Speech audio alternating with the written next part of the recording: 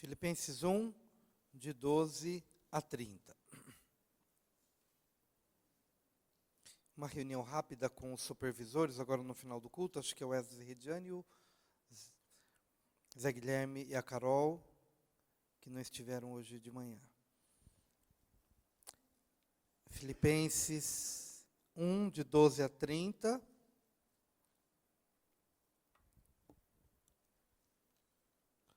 O texto diz assim: Quero que saibam, irmãos, estou lendo na NVI, quero que saibam, irmãos, que aquilo que me aconteceu tem antes servido para o progresso do Evangelho. Como resultado, tornou-se evidente a toda a guarda do palácio e a todos os demais que estou na prisão por causa de Cristo. E a maioria dos irmãos, motivados no Senhor pela minha prisão, estão anunciando a palavra com maior determinação e destemor. É verdade que alguns pregam a Cristo por inveja e rivalidade, mas outros o fazem de boa vontade. Estes o fazem por amor, sabendo que aqui me encontro para a defesa do Evangelho. Aqueles pregam a Cristo por ambição egoísta, sem sinceridade, pensando que me podem causar sofrimento enquanto estou preso. Mas que importa?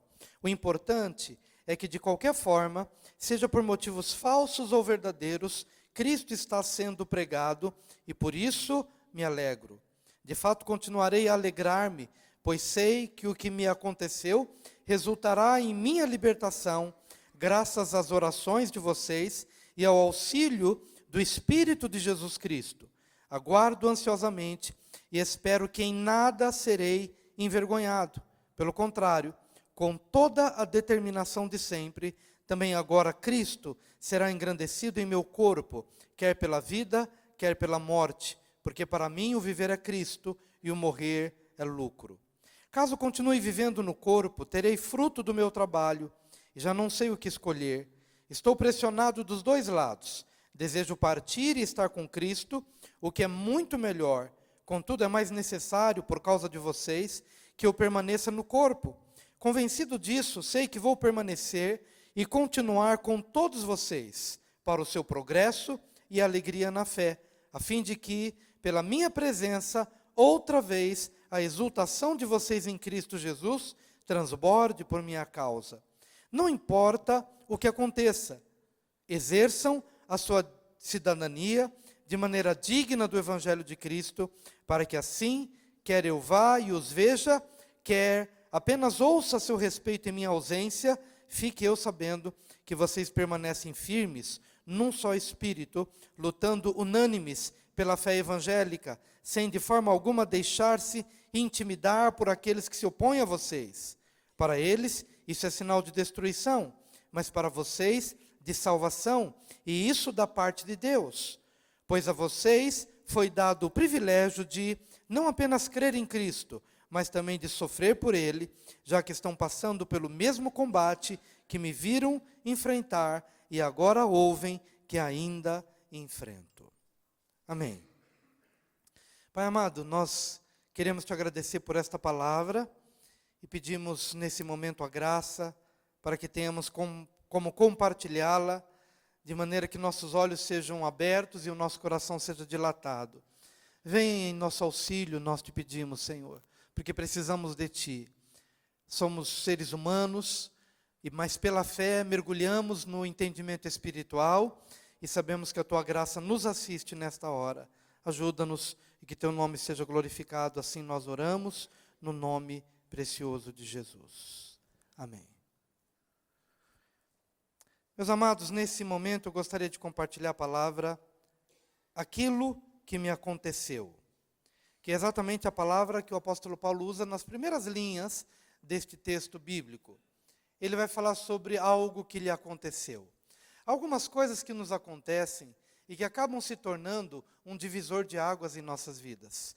Temos planos, projetos, temos alguns encaminhamentos, alguns projetos de vida que de uma hora para outra podem ser interrompidos por alguma situação que fugiu ao nosso controle, fugiu ao nosso querer, a nossa vontade.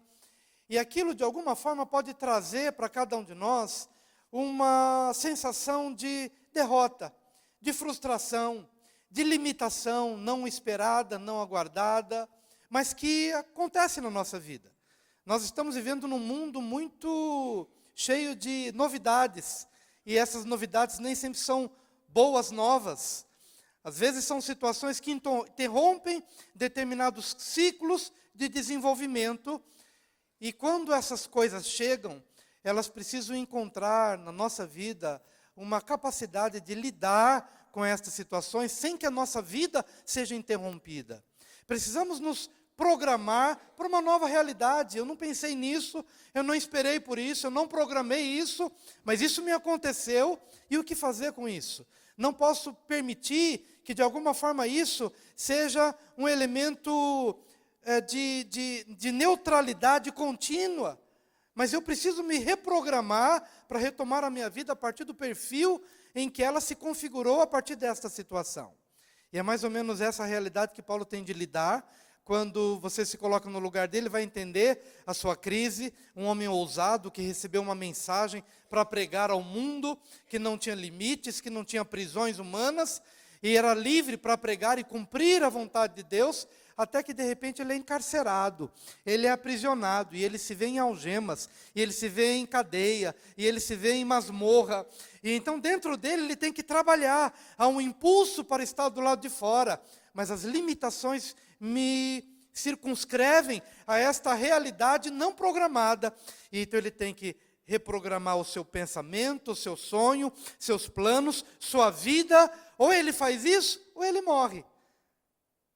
Não por ser degolado, que também corria o risco, mas ele morre dentro dele. Algumas pessoas que não morrem fisicamente, mas elas morrem para dentro. Quando elas perdem o emprego, elas morrem. As outras, quando se aposentam, elas morrem.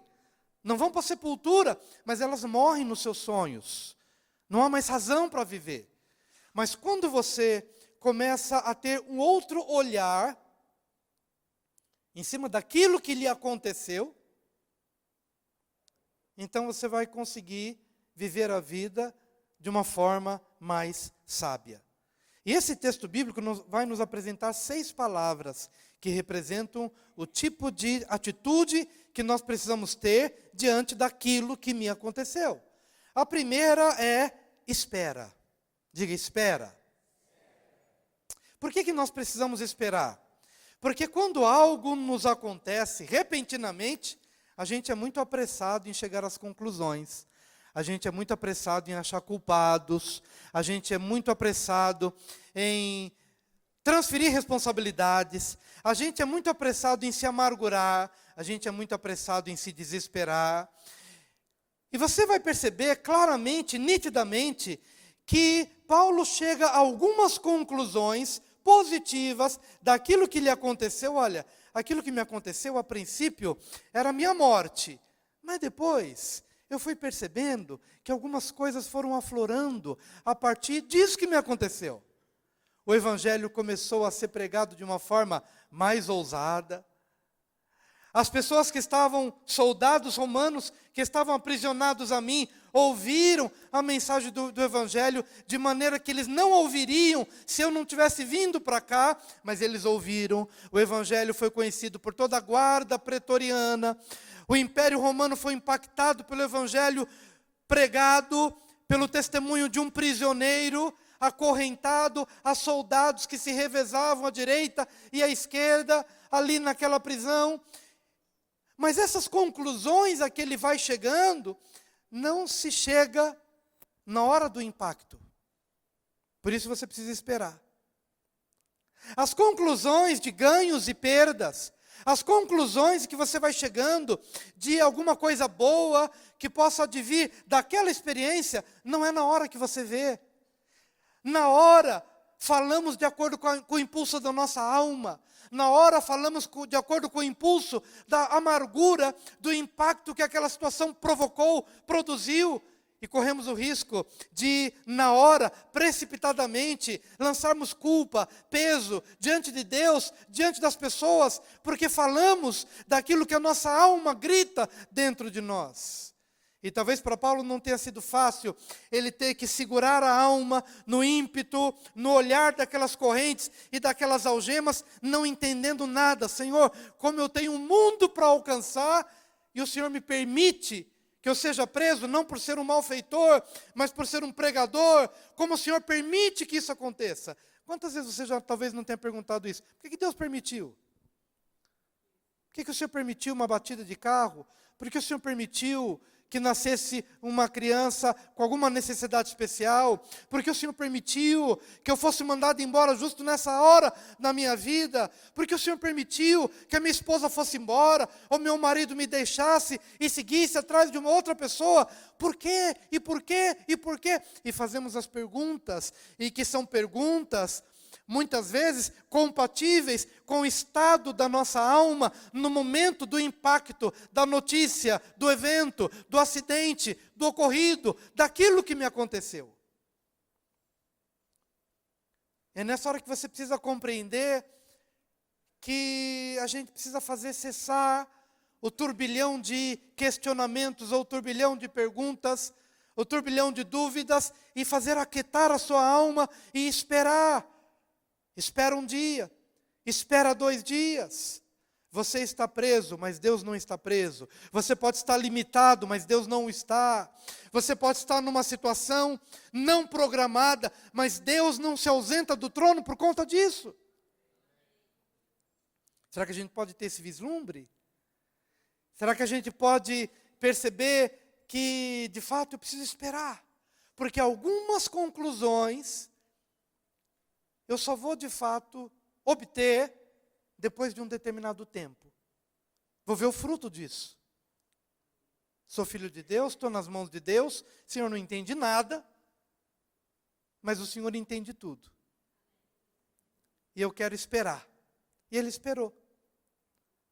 E na hora em que ele espera, que é a primeira palavra, aí ele vai compreender a segunda palavra. Olha que coisa interessante. Quero que saibam, logo do comecinho do texto que eu li, quero que saibam, irmãos, que aquilo que me aconteceu tem antes servido para o progresso do Evangelho. Como resultado, tornou-se evidente a toda a guarda do palácio e a todos os demais que estou na prisão por causa de Cristo.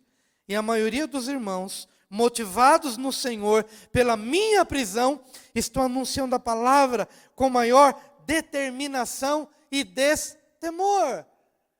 Então ele foi chegando a uma conclusão surpreendente, que apesar de ele estar limitado ali naquela prisão, mas aquela prisão tinha um propósito, para além daquilo que ele entendia. Portanto, a segunda palavra é propósito. Vamos dizer propósito.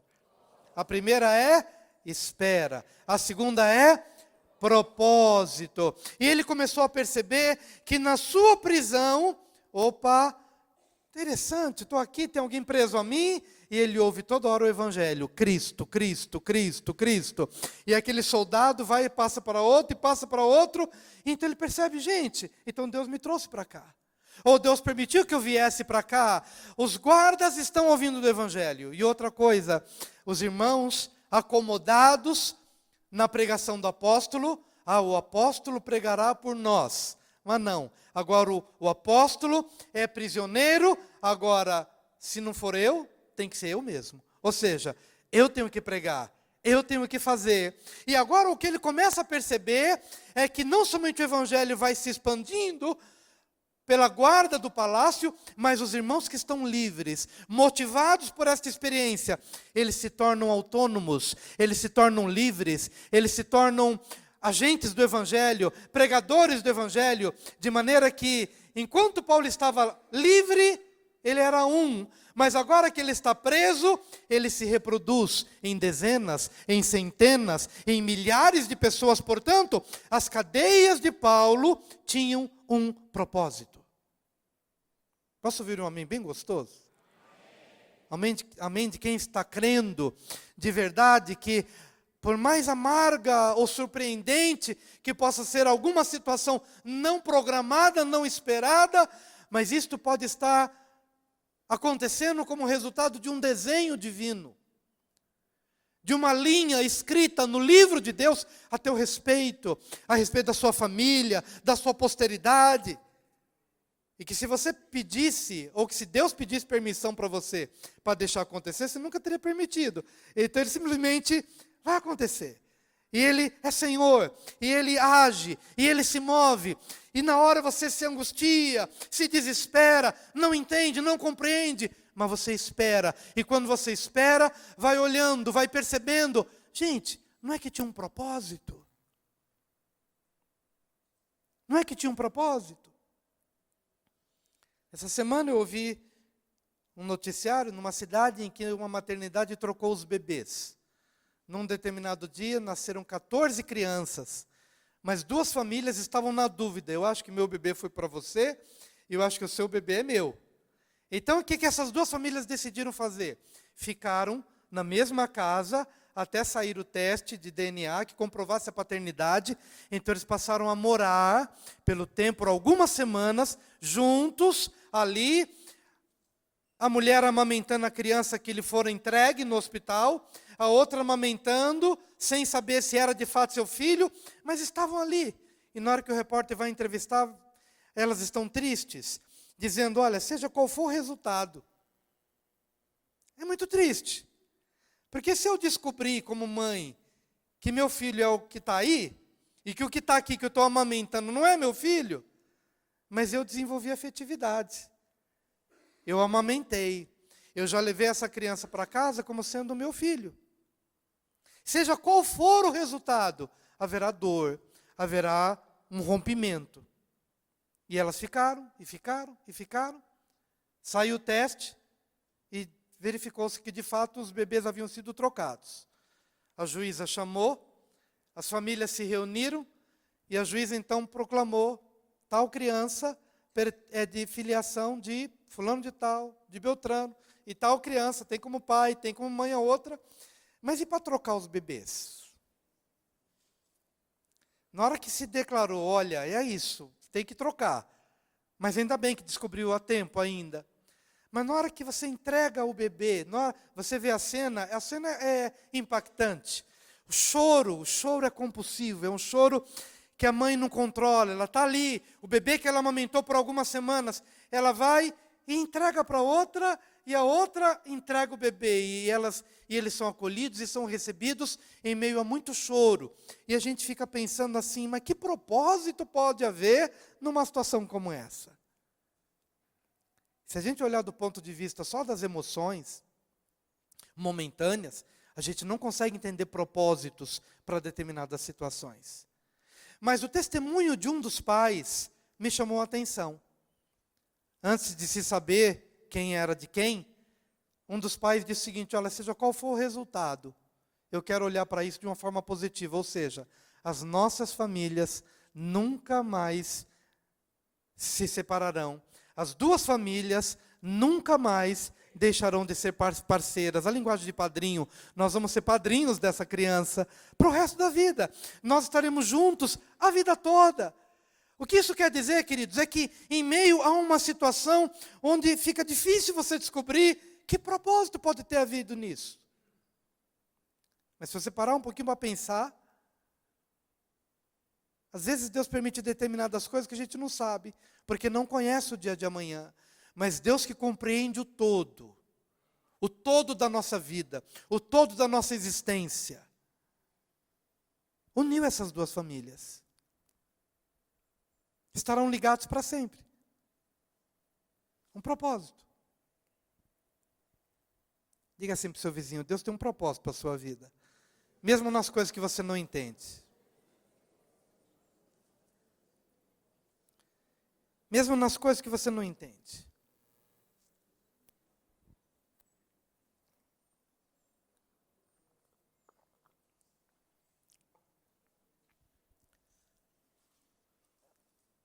Essa visão de propósito faz com que Paulo cresça na assimilação e no entendimento do que pode ser de positivo nessa experiência. Ele está preso, querendo pregar o evangelho, mas ele percebeu, gente, o que aconteceu? Eu estou aqui, mas enquanto estou aqui, ou seja, enquanto estava livre, eu era um pregador solitário. Tinha um ou dois, alguns ali que o ajudavam. Mas agora, eu me vejo reproduzido em muitos. Porque eles se sentem animados e encorajados em pregar o Evangelho. E isso trazia um conforto enorme ao seu coração, até que lhe chega a notícia de que, apesar dele ter se reproduzido em muitos, dezenas, ou até mesmo centenas de irmãos, mas chega uma notícia que de alguma forma quer abatê-lo. Olha, Paulo, mas tem uma coisa não tão boa. É que tem muita gente boa pregando o Evangelho, sim, mas tem muita gente com interesses egoístas. Tem muita gente com intenções malignas, pregando a Cristo com outras intenções. E lá dentro, Paulo tem que lidar com uma outra realidade, que é alguma coisa que não é 100% na nossa vida, principalmente quando a gente está limitado. E imagina o perfeccionismo de Paulo, querendo pregar um evangelho correto, 100%, para que o evangelho não fosse distribuído com fissuras, com enganos. E ele lá dentro, ele ia se remoendo. Olha que bom, que muitos pregam a verdade por amor e genuinamente, mas eu preciso dominar esse outro lado dentro de mim, pela angústia de perceber a possibilidade do evangelho estar sendo pregado de uma forma distorcida. Até que em meio a esse trabalhar de alma, quando ele percebe que não pode contar com 100%, então ele nos ensina algo mais importante.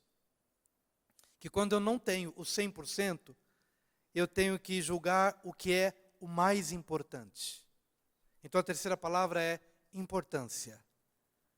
Não consigo ter o 100%, mas o que é o mais importante? O mais importante é que Cristo está sendo pregado, seja por motivos bons, seja por motivos interesseiros, mesmo que desse lado vá com alguma distorção, mas ele trabalha a sua alma e diz, no fundo, o mais importante não é eu estar no controle, o mais importante é que Cristo esteja sendo pregado, e isto alegrará o meu coração. O que isto fala ao meu coração e fala ao seu coração? Meu querido, você que é perfeccionista, em meio a situações que não podem ser completas ou 100%, verifique se você não tem o mais importante. Porque às vezes esse nosso perfeccionismo se transforma em controle. Nós queremos que tudo esteja debaixo do nosso controle. E Deus estava trabalhando com o apóstolo Paulo, dizendo, Paulo, o controle não é teu, o controle é meu. Mamãe querida, você que ama profundamente seu filho e sua filha, tem um determinado momento que você tem que entender que Deus tem controle quando você não tem controle. Vamos falar isso de novo? Deus tem controle quando eu não tenho controle. Paulo tinha que trabalhar, olha, eu achei que o evangelho estava totalmente debaixo do escopo do meu domínio. É a minha ação, é a minha administração, é o meu governo. Mas aqui aprisionado, eu percebo que o evangelho está indo. Não é do jeito que eu queria. Muita gente boa, sim, mas está sendo pregado por outras pessoas com outros interesses. Mas, Senhor, aquilo que não está no meu controle, está no teu controle. E eu quero me alegrar com isso. Eu falei da mãe, que já contei aqui para vocês algumas vezes, que na minha primeira viagem ao zoológico, já era um hominho aos meus olhos, né? Para ir sozinho no ônibus com os meus coleguinhas e com a professora, para conhecer o zoológico, e eu estava me sentindo independente, né? Minha primeira viagem sozinho, sem meus pais, que maravilha, já sou um hominho. E estava feliz da vida, o motorista já tinha ligado o motor do ônibus, eu já estava escapando, eu já estava ali, já desfrutando da minha independência, até quando eu ouço uma voz, e a voz da minha mãe subindo as escadarias do ônibus, e ela recomendando ao meu pai, dizendo, Zé Pedro, fica aí, cuida das crianças e prepara a comida, não sei o que tal, porque eu vou com o Wilson. O motor já estava ligado, eu já estava partindo. Ia ter o meu momento de independência. Aí eis que de repente ela sobe. Aí eu falei, meu Deus, Ela com mais 2 mães, né? Nem lembro de ter visto nada, nem animal, nem nada. Simplesmente, eu só quis que terminasse logo para eu voltar para casa. Mas a minha mãe está viva até hoje e hoje eu entendo a mente dela, hoje eu entendo o coração dela e eu louvo a Deus todos os dias pela vida dela e oro por ela, mas entendo que às vezes é isso que acontece.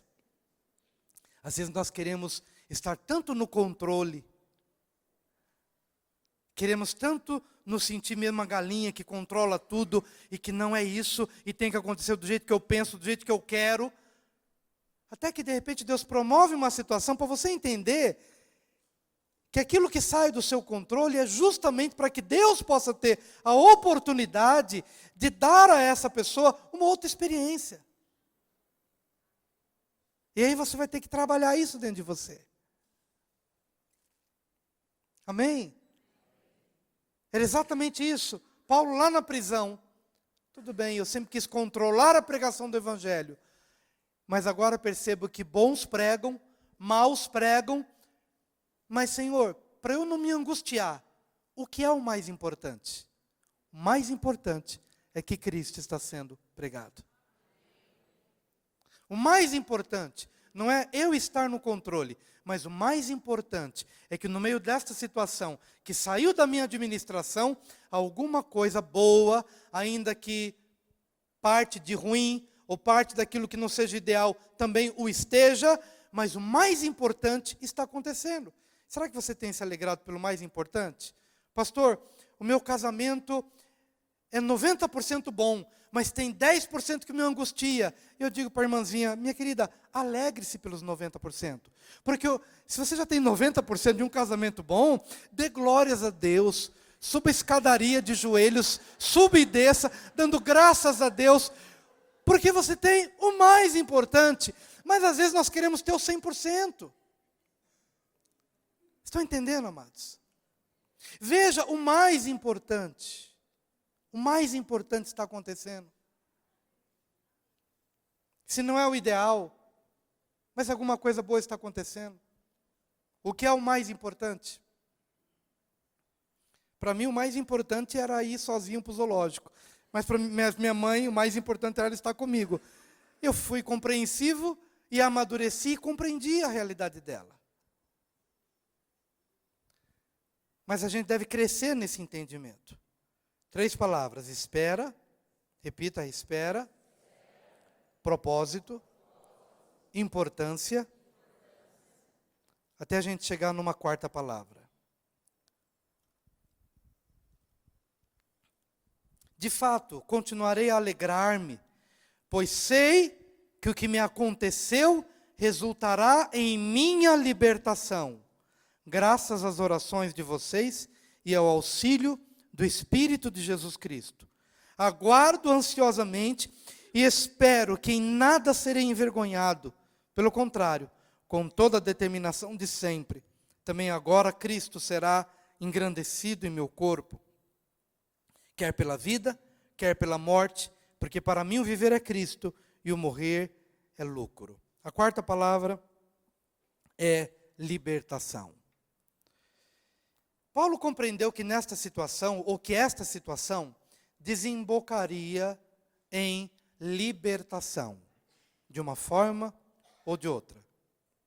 Pelas orações dos irmãos e pelo auxílio do Espírito, isso me aconteceu, vai desembocar na minha libertação. E por isso eu me alegro, porque seja o que for que tiver que acontecer, isso resultará em minha libertação.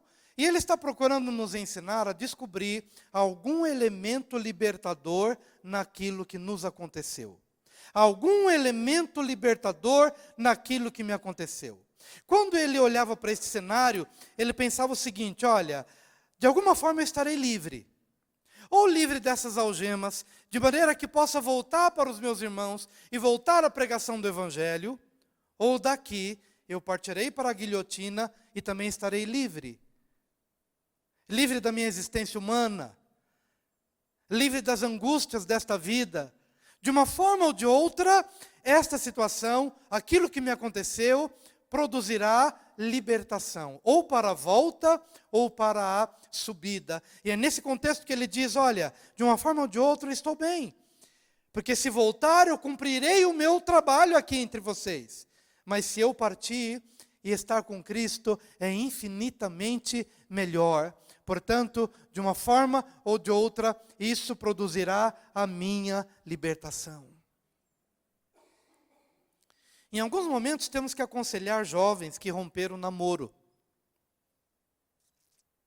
E você que já passou por essa experiência sabe como dói. Você sonhar, idealizar, ter uma ligação afetiva com alguém, e alguma coisa não vai bem, você tem que romper, e aquilo parece que parte da sua vida fica lá, e parte da outra vida você também levou. Uma dor muito forte. Mas quando você vai se sentar com o jovem ou com a jovem, a gente começa a perguntar, mas como que era o seu namoro? E em algumas ocasiões, nós chegamos a algumas conclusões. Olha, o namoro era opressor, eu tinha medo da relação, eu tinha angústia, eu me sentia cobrado ou cobrada, eu não tinha paz, eu era levado por um caminho que eu não queria ir, eu tinha valores e princípios, mas o outro lado me puxava para um outro lado. E a conclusão que a gente chega é que temos que ajudar esse jovem e essa jovem a entender que aquilo que lhe aconteceu nesse rompimento tinha um elemento libertador. Está doendo agora para não doer amanhã. Ou para não doer mais amanhã. Você perdeu agora e está chorando agora. Mas consiga perceber, em meio a esse contexto, se você realmente não se livrou de uma emboscada, se você não se livrou de uma vida opressora, se você não se livrou de um casamento errado, de um casamento infeliz, se não houve uma libertação para a sua vida, de um caminho que seria uma amargura de alma por anos a fio. Então, querido ou querida, chore à vontade, porque isso faz parte da vida. Não vou pedir para você não chorar, não. Pode chorar, pode lamentar, porque a alma está dolorida, mas se há algum consolo em Cristo Jesus, procure descobrir se isto que lhe aconteceu não tem um elemento libertador. E se você parar para pensar, não é só nessa condição, mas em tantas outras, em que você é surpreendido por alguma coisa, aquilo te liberta. Estava lembrando hoje do testemunho que a Aline deu no evento de jovens, no congresso de jovens, a questão da piscina, Aline, de você se lançar na piscina, ter desistido de se lançar, estar indo embora, mas eu quero ter essa experiência. Aí voltar e o pai conversar com o pessoal, deixa minha filha, depois ela conta o testemunho dela. Até que ela se lança na piscina e ali aquela situação toda liberta do medo, liberta do trauma, liberta da vergonha, liberta de tantos medos que às vezes determinados eventos vão contribuir para trazer para cada um de nós um nível de libertação para o qual a gente não estava apercebido.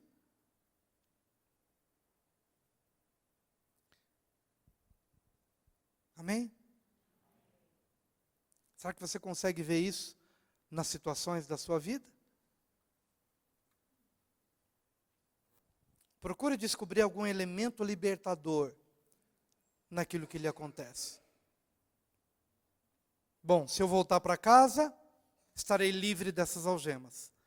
Mas se não estiver livre dessas algemas, estarei livre dessa existência humana e partirei por uma vontade do Senhor e subirei e estarei com Ele. De uma forma ou de outra, estarei livre. E é no contexto dessa ministração em que ele vai para a sexta palavra, para a quinta palavra.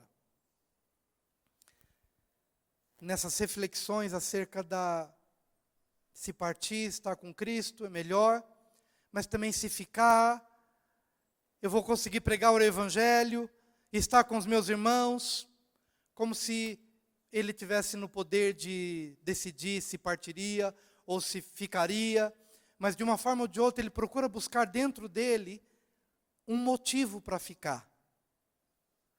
E é nessa hora em que ele encontra um motivo, que é a quinta palavra, para ficar. Caso continue vivendo no corpo, terei fruto do meu trabalho, e já não sei o que escolher. Estou pressionado dos dois lados. Desejo partir e estar com Cristo, o que é muito melhor. Contudo, é mais necessário, por causa de vocês, que eu permaneça no corpo. Convencido disso, sei que vou permanecer e continuar com todos vocês para o seu progresso e alegria na fé, a fim de que, pela minha presença, outra vez, a exultação de vocês em Cristo Jesus transborde por minha causa. Eu não sei se eu já tinha lido essa passagem da segunda vez, mas repito essa passagem porque na reflexão que ele faz acerca do, bom, se eu partir e estar com Cristo é melhor, mas se eu ficar, eu tenho um motivo para ficar. E é por conta desse motivo que eu pretendo ficar.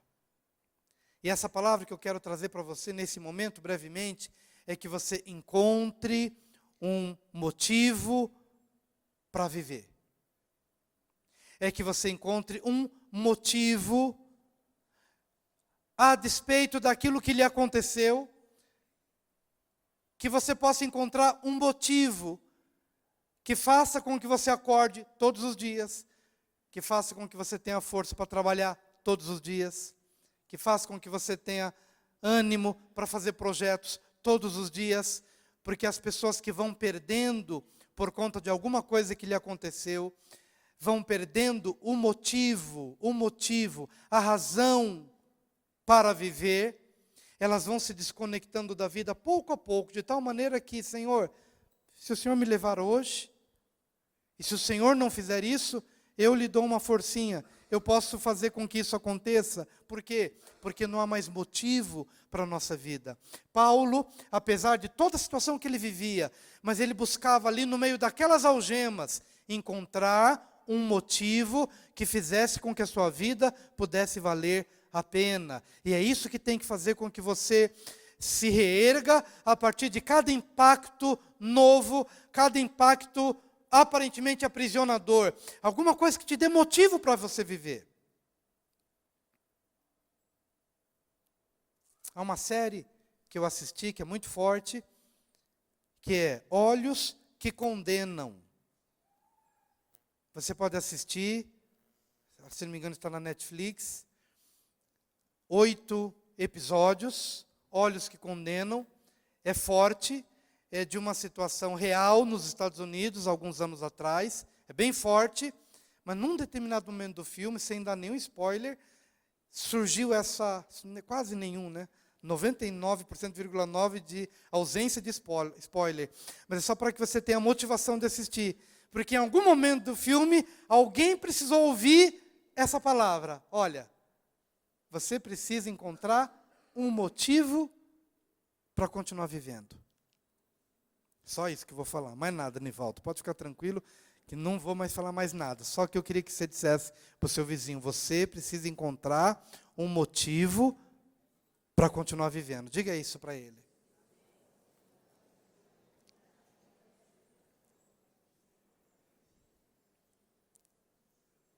Você precisa encontrar um motivo. Um motivo. E como se isso estivesse no controle de Paulo, ele pega e diz, eu tenho um motivo. Se Deus me levar, ótimo, estarei com Ele. Mas eu tenho alguma coisa que eu gostaria de fazer. E é necessário que eu fique, e eu vou viver por isso. E eu vou lutar por isso. E se Deus me der a libertação dessas algemas, eu tenho um motivo para voltar para casa. Eu tenho um motivo para continuar vivo. E é isso que você tem que buscar. Até que a gente possa chegar na última palavra. E a última palavra é preparo. O texto final diz, não importa o que aconteça, exerçam a sua cidadania de maneira digna do Evangelho de Cristo, para que assim, quer eu vá e os veja, quer apenas ouça a seu respeito em minha ausência, fique eu sabendo que vocês permanecem firmes, num só espírito, lutando unânimes pela fé evangélica, sem de forma alguma deixar-se intimidar por aqueles que se opõem a vocês. Para eles, isso é sinal de destruição, mas para vocês, de salvação. E isso da parte de Deus. Pois a vocês foi dado o privilégio de não apenas crer em Cristo, mas também de sofrer por Ele, já que estão passando pelo mesmo combate que me viram enfrentar e agora ouvem que ainda enfrento. A última palavra é a palavra preparo. Porque Paulo está querendo dizer o seguinte, olha, entre o que eu acredito que pode acontecer, de eu partir e estar com o Senhor, ou de eu ser liberto e voltar para vocês, mas o amanhã pertence a Deus, e eu não estou no controle de todas as coisas, eu não sou Senhor sobre aquilo que há de me acontecer, então eu digo a vocês que vocês estejam preparados para uma coisa, quanto preparados para outra coisa. E é exatamente isso que a gente precisa transmitir para ajudar as pessoas que de alguma forma estão programadas somente para uma coisa, mas não estão programadas para a outra coisa. Temos orado por pessoas que nos procuram. Sim, eu vou orar pela sua família. E vou orar para que seu marido volte para casa. Vou orar para que seu marido volte para o cuidado dos filhos e para que você tenha o seu casamento restaurado. Vou chorar a sua dor, me identificar com o seu sofrimento e fazer o melhor que eu puder fazer, estando com você nessa situação. E se ele vier, todos nós vamos celebrar essa restauração com muita alegria. Mas eu quero que você esteja preparada para ele não voltar. Porque pode ser que ele não volte. Porque pode ser que ele de fato defina trilhar aquele caminho naquela direção. Já vi muitas situações em que há restauração e há testemunhos lindos aqui no nosso meio. Mas há determinadas situações em que aquilo que se esperou não aconteceu do jeito que a pessoa imaginou. E eu preciso falar na globalidade da realidade do que acontece.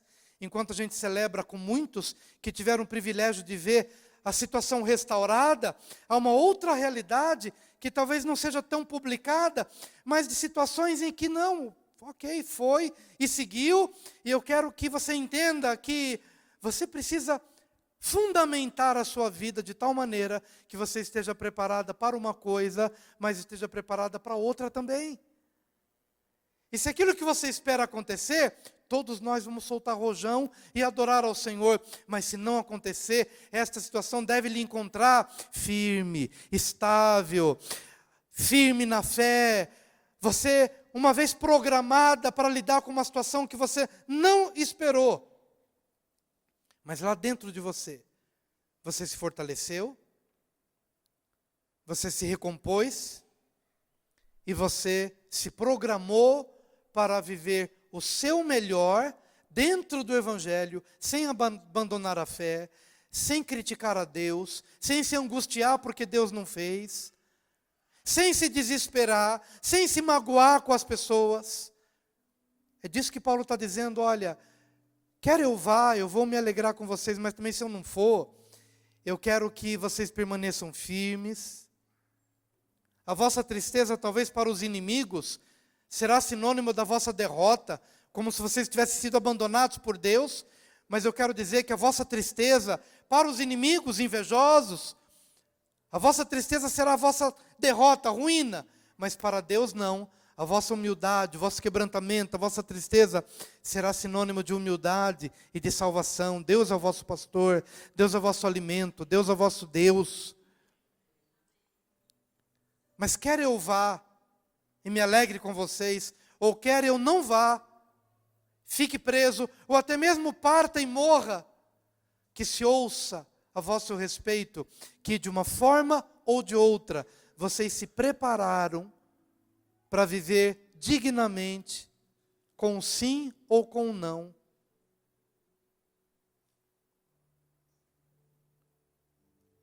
Com aquilo que aos teus olhos deu certo, ou aos teus olhos pode não ter dado tão certo assim.